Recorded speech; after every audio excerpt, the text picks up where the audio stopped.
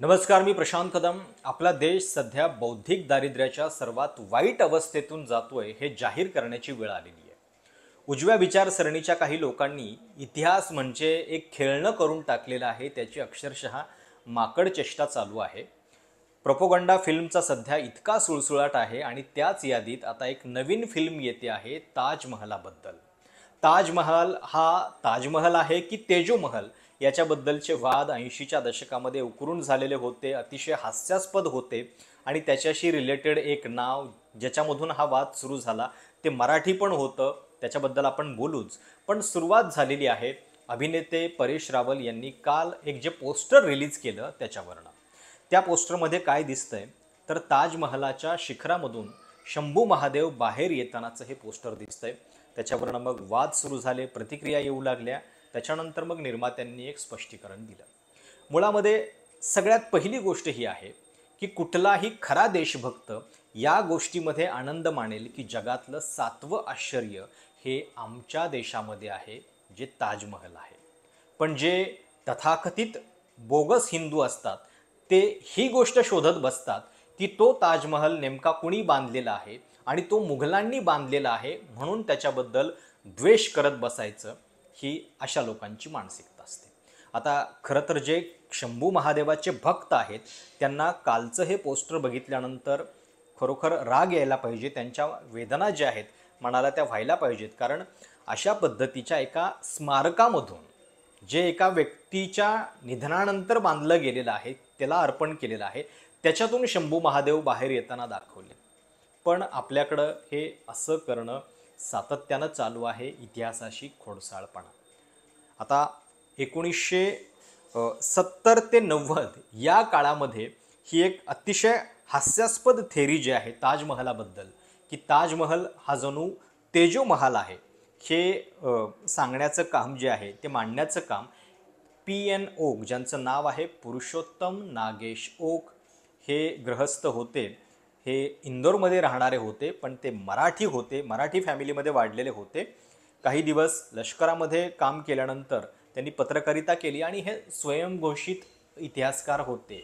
म्हणजे इतिहासकार म्हणून तुम्हाला एक काहीतरी रिसर्च लागतो, बैठक लागते, काही तथ्य मांडावे लागतात, कार्बन डेटिंगचे पुरावे सुद्धा कधी कधी काही तुमच्या म्हणण्याला द्यावे लागतात। पण हे सगळं करण्याच्या ऐवजी या महाशयांचे जर तुम्ही आत्तापर्यंतचे दावे बघितले तर तुमच्या लक्षात येईल की हे किती म्हणजे फुटकळ कल्पनांच्यावरती आधारित दावे होते। त्या ताजमहलाच्या वादावर जाण्याआधी ज्यांच्यामुळं हा वाद सुरू झाला ते दुर्दैवानं मराठी आहेत। महाराष्ट्राला खरं तर म्हणजे लाज वाटली पाहिजे की अशा पद्धतीचं बोगस काम एक मराठी व्यक्ती करून बसलेला आहे। पण आता काय करणार, म्हणजे जर माजी सरन्यायाधीश निवृत्तीनंतर स्वतःच अयोध्येच्या निकालाबद्दल हे म्हणत असतील की मशिदीमध्ये मूर्ती ठेवणं याच्यापेक्षा आधी ती पाडणं हेच मुळामध्ये विटंबनेचं काम आहे, ज्याच्याबद्दलचे पुरावे स्वतः त्यांच्याच निकालामध्ये उपलब्ध नव्हते। ठीक आहे, या पुरुषोत्तम ओक यांच्याकडे येऊयात। यांनी आत्तापर्यंत काय काय दावे केलेले आहेत माहिती आहेत इतिहासकार म्हणून, स्वयंघोषित इतिहासकार म्हणून। म्हणजे उदाहरणासाठी व्हॅटिकन सिटी, तर आता या व्हॅटिकन सिटीच्या नावामध्ये वाटिका आहे म्हणून ती पूर्वी कधीतरी ती आमच्या देवदेवतांची वाटिकाच होती असा दावा त्यांनी केलेला आहे। ख्रिश्चनिटीबद्दल सुद्धा त्यांचा हाच दावा आहे। ख्रिश्चनिटी हा जो शब्द आहे त्याच्यामध्ये कृष्ण नीती हा उद्गार येतो आणि म्हणून एक प्रकारे त्या धर्मावरती सुद्धा आमचंच कसं सगळं साम्राज्य आहे हे सांगण्याचा प्रयत्न या P.N. ओक यांनी केलेला आहे। आणि त्यांच्या दाव्यावरती आधारित हा वाद जो आहे तो ताजमहलाबद्दल सातत्यानं होत राहिला आहे। अर्थात जेव्हा त्याच्याबद्दल काही याचिका करण्याचा त्यांनी प्रयत्न केला, सुप्रीम कोर्टानं अत्यंत वाईट शब्दामध्ये ती याचिका जी आहे ती फेटाळलेली होती। गंमत म्हणजे याच P.N. ओक यांनी 1968 मध्ये ताजमहल हा एक राजपूत महल होता हे सांगण्याचा प्रयत्न केलेला होता। म्हणजे जणू काही ते स्ट्रक्चर तिथं आधीपासूनच होतं, ते मुघलांनी बांधलेलंच नव्हतं असं सुद्धा सांगायचा प्रयत्न यांनी केला। पण त्याच्यानंतर जेव्हा काही इतिहासकारांनी त्या काळच्या शैलीबद्दल आणि तेव्हा जर इतकं ते जुनं असेल तर त्याच्याबद्दलच्या सगळ्या विसंगती कशा दिसत आहेत हे लगेचच सिद्ध केल्यामुळं ती थेरी त्यांना मागे घ्यावी लागली। पण तरीसुद्धा त्यांनी हार मानली नाही।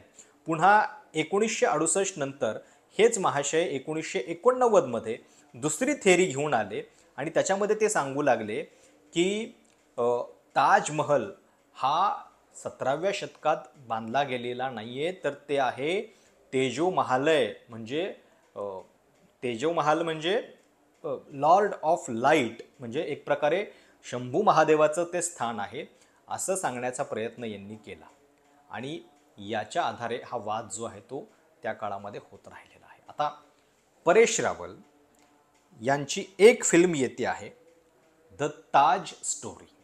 या चित्रपटाचे निर्माते आहेत स्वर्णिम global services private limited, director आहेत तुषार गोयल आणि निर्माते आहेत CA सुरेश झा. अभिनेते आहेत परेश रावल, त्याच्यानंतर झाकीर हुसेन, त्याच्यानंतर अमृता खानविलकर, स्नेहा वाघ आणि नमित दास. ताज स्टोरी नावाचा हा चित्रपट 31 ऑक्टोबरला रिलीज होणार आहे. याच्या आधी आपण बघितलेलं होतं की कशा पद्धतीनं उदयपूर फाईल्स आणि इतर सगळे प्रोपोगंडा चित्रपट येऊन गेलेले आहेत. सोबतच बंगाल फाईल्ससुद्धा येऊन गेलेले होते. हे पिक्चर इतके फालतू असतात की ते बघायला भक्त लोकसुद्धा जात नाहीत. म्हणजे हे आपोआप त्यांचं काय जे होतं त्यांच्या कर्माची फळं भोगतात.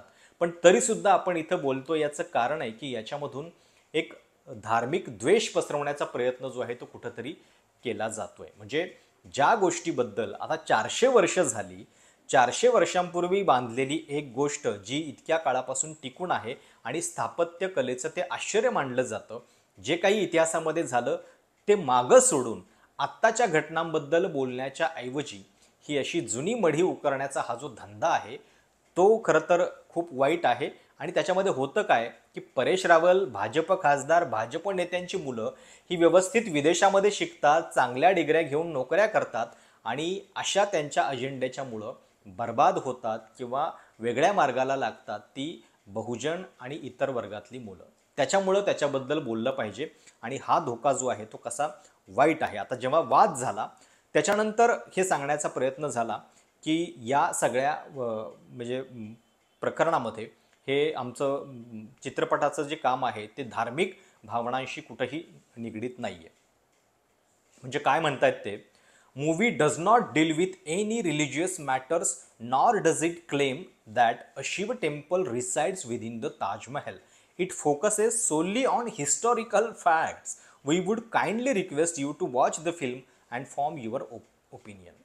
आता जर याच्यामध्ये कुठल्याही धार्मिक गोष्टींचा संबंध नाही आहे तर मुळामध्ये परेश रावल हे असं ट्विट का करतात की ज्याच्यामध्ये ताजमहलाच्या त्या शिखरामधून शंभू महादेव बाहेर येत आहेत. हे दाखवण्याचा अर्थ धार्मिक नव्हता का आणि हिस्टॉरिकल फॅक्ट्सवर आधारित आहे असं सांगण्याचा प्रयत्न परेश रावल करतायत की ज्या हिस्टरीचा आधार जो आहे तो मी तुम्हाला सांगितलं, हे PN ओक यांच्यासारखे गृहस्थ ज्यांनी ताजमहालाबद्दलच्या या सगळ्या गोष्टी ज्या आहेत त्या सुरू केलेल्या होत्या. आता ताजमहालाबद्दल एक गोष्ट लक्षात घ्या की आजही देशामध्ये सर्वाधिक पर्यटक ताजमहालाला भेट देतात. ताजमहालाला 2024-25 या एका वर्षामध्ये 62 लाख भारतीय आणि 6.25 लाख विदेशी पर्यटकांनी भेट दिलेली आहे. आणि गंमत बघा याच्यामध्ये की आता इतक्या वर्षानंतर जर ताजमहल तुम्हाला असं वाटतंय की त्याच्यामध्ये काहीतरी चुकीचं आहे किंवा तुम्हाला ताजमहालामध्ये आजवर अनेक लोकांनी काव्य लिहिलेलं आहे, कथा लिहिलेल्या आहेत, अनेकांच्या प्रेमाची ती प्रेरणा राहिलेली आहे, पण ज्याला जसं जग दिसतं त्या पद्धतीनं तो माणूस बघत असतो आणि म्हणून बहुधा या लोकांना सातत्यानं त्या ताजमहालामध्ये एक प्रकारची इन्सिक्युरिटी दिसते आणि सातत्यानं मुघल आठवत आहेत.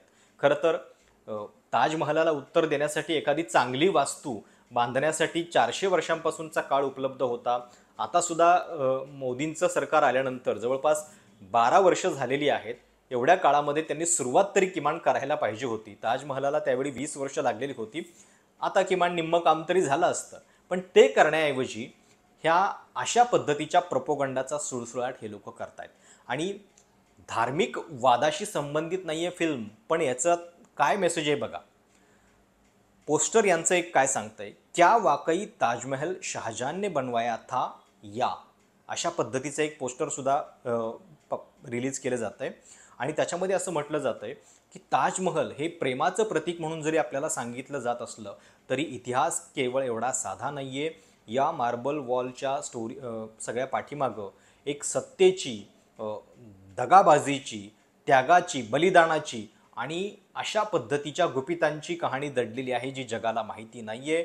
आत्तापर्यंत अनेक कवी, ट्रॅव्हलर्स याला द क्राऊन ऑफ पॅलेसेस म्हणत गेले, पण याच्या निर्मितीमध्ये नेमकं काय झालं, कुठलं सत्य दडपलं गेलं आणि कुठली किंमत हे जगातलं सर्वात सुंदर स्मारक बनवण्यामध्ये दिली गेली, हे जाणून घेणं आवश्यक आहे. आणि beyond the postcard image discover the untold side of history आणि सत्य कधी दाबून ठेवलं जाऊ शकत नाही वगैरे वगैरे. म्हणजे शहाजहाननं समजा त्या काळामध्ये काही गोष्टी केल्या असतील ताजमहालाच्या निर्मितीमध्ये, तरी तो मध्ययुगीन काळ होता, मुघलांचा काळ होता म्हणजे नंतरचा, तर तो त्या काळातल्या गोष्टी 400 वर्षानंतर आपण सोडून देऊ शकत नाही. आत्ता इथं आपल्याकडं कुठल्या गोष्टींचं पतन होतं आहे, आपली इकॉनॉमी कशी ढासळत चाललेली आहे, आत्ताच्या या जेनझीच्या गोष्टी आपण बोलत नाही आहे आणि त्यांचं लक्ष विचलित करण्यासाठी पुन्हा एकदा या उत्खननामध्ये पडतो आहे. खरं तर ताजमहालासारख्या इतक्या सुंदर वास्तूमध्ये जेव्हा बाहेरचे कोणी राष्ट्राध्यक्ष येतात तेव्हा त्यांना देखील सैर घडवली जाते. त्याच्यासाठी सुद्धा ताजमहालाचा वापर केला जातो. आपले देशाचे पंतप्रधान 15 ऑगस्टला जे भाषण देतात ते सुद्धा लाल किल्ल्यावरून देतात. स्वतः मोदी गेल्या 12 वर्षांपासून लाल किल्ल्यावरून भाषण देत आलेले आहेत, जो मुघलांनीच बांधलेला आहे. त्यामुळं खरं तर त्यांनी तिथून सुरुवात करायला पाहिजे होती. मग लाल किल्ल्याच्या ऐवजी एखादी नवीन वास्तू तयार करायला पाहिजे होती. आणि सगळंच जर चुकीचं आहे, म्हणजे मुघलांच्या स्थापत्य कलेशी सुद्धा जर तुम्हाला काही त्याच्यातनं शिकायचं नसेल, तर मग आपल्या समाजाची ही दिशा जी आहे ती नेमकी किती भरकटलेली आहे हे लक्षात येऊ शकतं. प्रोपोगंडा फिल्मचं नेमकं काय होतं हे याच्या आधी आपण बॉक्स ऑफिसवर बघितलेलं आहे. याही फिल्मचं ते होईल याच्यामध्ये शंका नाही. पण तुम्हाला या सगळ्या वादाबद्दल नेमकं काय वाटतं कमेंट्समध्ये नक्की कळवा. आणि परेश रावल यांच्याबद्दलचे 2-4 शब्द तुमच्याकडनं मला ऐकायला आवडतील, ते नक्की कळवा. धन्यवाद.